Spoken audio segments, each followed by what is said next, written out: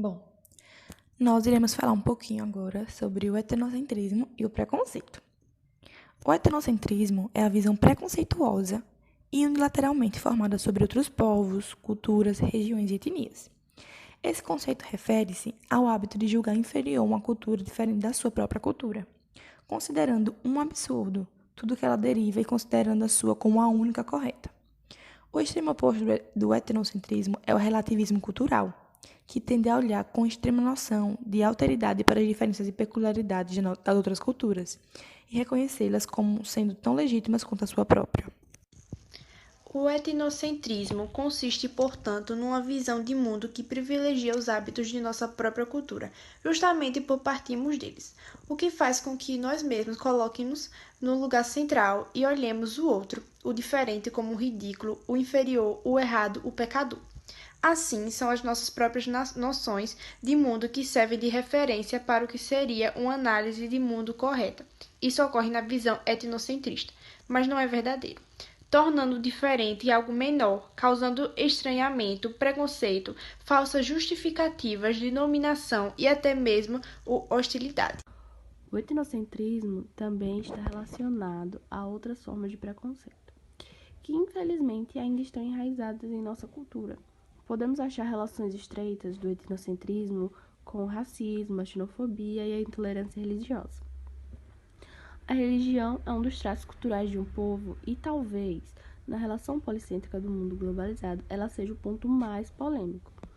Em suma, quando o pilar judaico-cristão que forma a sociedade ocidental é visto e interpretado de maneira radical por seus devotos, há uma forte tendência ao preconceito religioso contra os praticantes de outras religiões.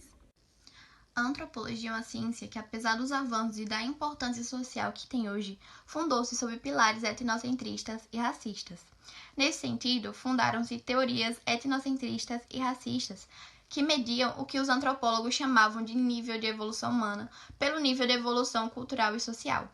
O que esses estudiosos fizeram foi, à primeira vista, analisar a cultura de outros povos de maneira completamente etnocentrista, considerando a cultura europeia branca como superior e melhor, para assinalar a inferioridade daqueles outros povos e como que autorizar o domínio daquelas terras.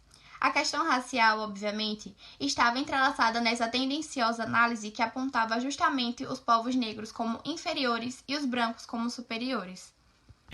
Entre as formas de preconceito de origem etnocentrista, talvez a mais evidente seja a xenofobia.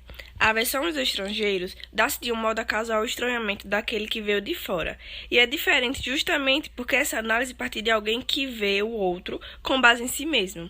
A cultura, o modo de ser, os trajes e os costumes dos estrangeiros somente são considerados ruins, porque é um parâmetro de medida que é a própria cultura da pessoa que analisa, o que, junto às questões ideológicas, políticas e sociais em situação de imigração, gera o preconceito xenofóbico.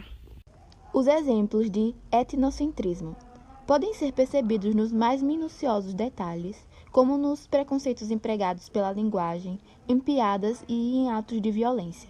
Relacionado aos preconceitos, o etnocentrismo pode ser expresso por piadas que ridicularizam a linguagem, a cultura e a religião dos outros povos. Como visão de análise, o etnocentrismo é expresso pela maneira de enxergar o outro, de outra etnia, de outra cultura, como alguém inferior. É necessário entender que existem diferenças culturais entre os povos, mas quando essas diferenças são usadas para diminuir, classificar e subjugar os outros, sai-se como uma visão etnocentrista.